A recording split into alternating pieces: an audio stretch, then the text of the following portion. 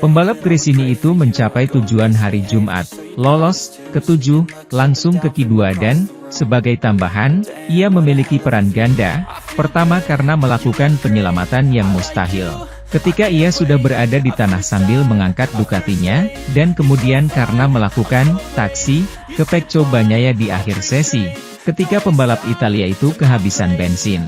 Meskipun tindakan terakhir ini disorot sebagai gambaran hari ini, Mark mengoreksi, ini adalah gambaran yang paling tidak wajar. Tetapi saya akan menyimpan yang ini sebagai gambaran hari ini. Mark dengan senyuman di mulutnya berbicara tentang penyelamatan. Saya sudah lama tidak memilikinya, desaknya. Mengenai taksi, Pecco kehabisan bensin di depan saya dan saya melihatnya mengangkat tangannya dan saya menunggu dia menariknya. Saya memahami bahwa itu adalah gambaran yang lebih tidak wajar, karena dia adalah calon pasangan saya dan sebagainya, tetapi ketika Anda melewati garis finish, persaingan menjadi prioritas dan jika Anda dapat membantu seseorang yang tidak berdiri di tengah lintasan dalam cuaca panas, Anda membantu mereka, jelasnya. Terlihat di televisi bahwa manuvernya tidak mudah, Pecco meraih lengan Mark. Lalu kakinya dan akhirnya pembalap Spanyol itu mampu mendorong pijakan kakinya. Hal yang biasa terjadi dalam kasus ini. Aksinya sangat luar biasa, karena beberapa menit sebelumnya, di pintu keluar terakhir serangan waktu, Bagnaia meninggalkan kotak penalti dan melihat dua bersaudara Marquez, Mark dan Alex, dan memberi mereka isyarat dengan tangannya, seolah bertanya padanya. Melanjutkan, lalu dia berhenti di samping. Aku belum pernah melihat gambar itu, aku bahkan belum menyadarinya. Apalagi kalau aku mau menunggu roda berhenti, aku tidak peduli. Kamu sudah tahu itu pada saat itu, ketika aku ingin melakukannya itu, saya tidak tahu malu, tapi itu kebetulan. Sementara itu, Aleix Espargaro tidak menemukan sisi positif dari rekan setimnya dalam menghadapi momen buruk yang dialami Aprilia, yang berarti awal yang buruk di Indonesia bagi Granollers. Hari Jumat rumit lainnya bagi Aleix Espargaro, dalam hal ini di awal Grand Prix Indonesia. Pembalap Spanyol itu sekali lagi mewakili momen buruk yang dialami Aprilia dan tersingkir dari Q2, dan sedikit tertinggal. Posisi ke-15 dan 3/10 di belakang rekan setimnya, yang melakukan cut. Terlebih lagi, yang terjadi di Granollers berakhir pada hari Jumat dengan dua kali terjatuh yang sangat mirip, di bagian akhir sirkuit Mandalika, yang tentunya tidak membantu menjelaskan situasi tersebut. Jadi, Aleix bersifat pesimistis, sebuah pidato yang bertolak belakang dengan ucapan Maverick Vinales yang lebih positif dan berpikir untuk mencapai hasil yang baik di Lombok, meski keadaan tidak berjalan baik mengingat RSGP.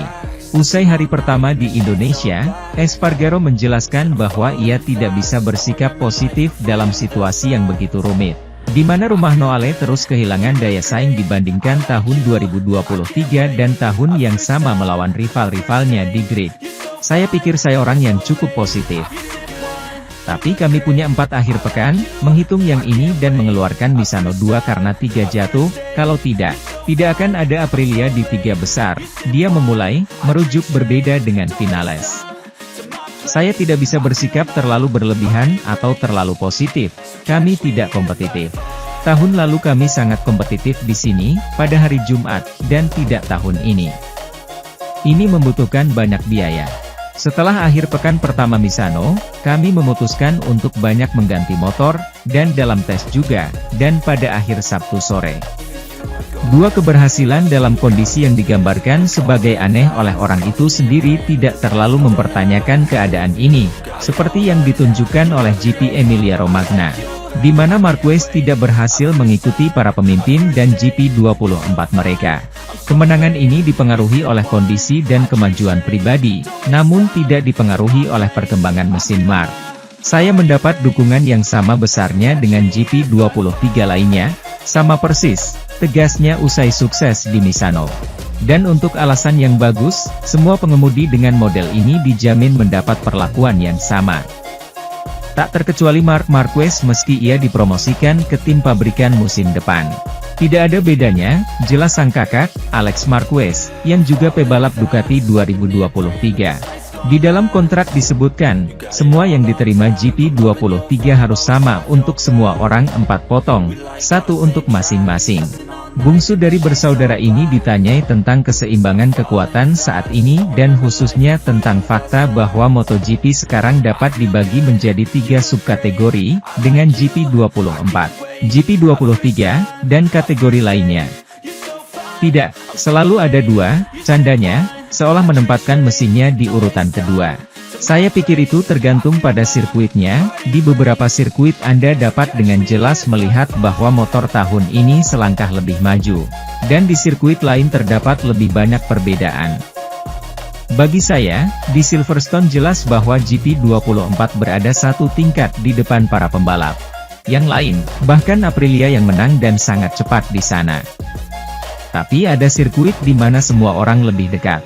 Sementara itu, korban terjatuh saat tes pertama GP Indonesia, Miguel Oliveira terkena pukulan di bagian pergelangan tangan. Kabar pertama dari tim Trackhouse sayangnya membenarkan bahwa Miguel Oliveira mengalami cedera usai terjatuh pada sesi latihan bebas pertama Grand Prix Indonesia.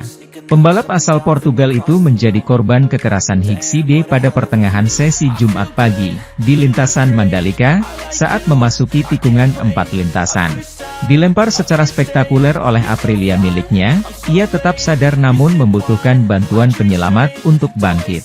Tim Amerika mengkonfirmasi informasi tersebut sebelum sesi tes, dan pertanyaannya sekarang adalah tindak lanjut apa yang akan diberikan untuk perawatan cedera ini.